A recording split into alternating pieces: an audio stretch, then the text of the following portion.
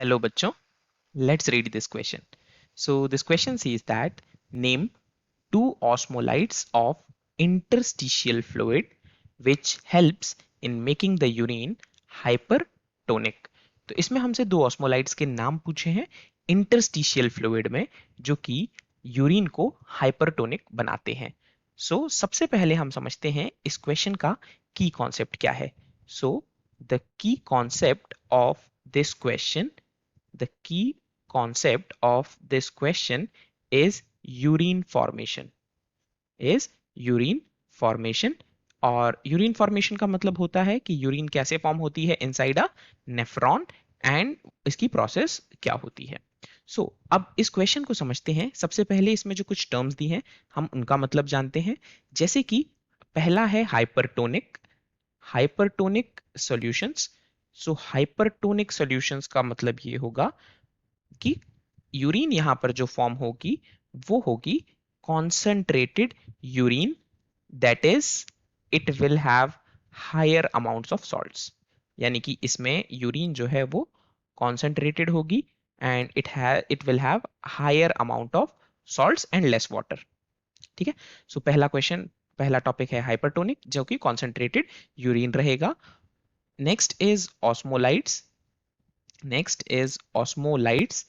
ऐसे सारे सब्सटेंसेस जो कि बॉडी में ऑस्मोलैरिटी को मेंटेन करते हैं. Maintains osmolarity. यानी कि सॉल्ट वाटर का बैलेंस. तो जो सॉल्ट वाटर का बैलेंस मेंटेन करते हैं जो सब्सटेंसेस, उन सब्सटेंस को हम कहते हैं osmolytes. And then there is interstitial fluid. Interstitial fluid. तो ये वो फ्लूइड होगा जो कैपिलरीज या नेफ्रॉन के आसपास में प्रेजेंट होगा. फॉर एग्जाम्पल यदि हम इस तरीके से नेफ्रॉन के स्ट्रक्चर को समझने की कोशिश करें, मान लीजिए कि ये यहाँ पर ये पीसीटी है, इसके बाद ये लूप ऑफ हेनले है और ये यहाँ से ऐसे स्ट्रक्चर इसका आगे बढ़ेगा. तो ये वाला जो फ्लूइड होगा, इसके आसपास में जो फ्लूइड होगा, इस फ्लूइड को हम कहते हैं interstitial fluid. Next, name two osmolytes. जो कि क्वेश्चन में कहा है कि ऐसे कौन से दो ऑस्मोलाइट्स हैं जो इंटरस्टिशियल फ्लूइड में प्रेजेंट हैं और यूरिन को हाइपरटोनिक बनाएंगे. ये दो ऑस्मोलाइट्स हैं. इसमें है पहला NaCl, that is sodium chloride, और दूसरा ऑस्मोलाइट है यहां पर यूरिया.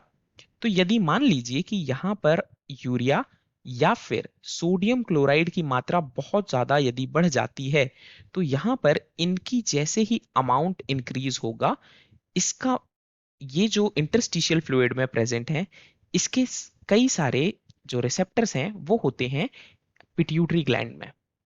पिट्यूटरी ग्लैंड क्या करता है, वो इस मीडियम को, वो इस फ्लूइड को सेंस करता है और पिट्यूटरी का भी पोस्टीरियर पिट्यूटरी पार्ट जो है वो हार्मोन रिलीज करता है जिसका नाम है ADH, यानी कि एंटी डाययूरेटिक हार्मोन.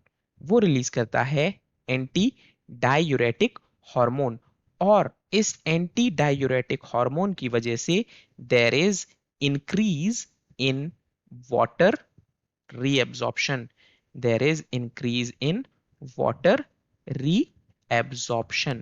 तो जैसे ही वाटर का अमाउंट ज्यादा एब्जॉर्ब होने लग जाएगा, वैसे ही यूरिन यहां पर जो प्रेजेंट होगी वो यूरिन धीरे धीरे धीरे धीरे कॉन्सेंट्रेटेड यूरिन में कन्वर्ट होती जाएगी.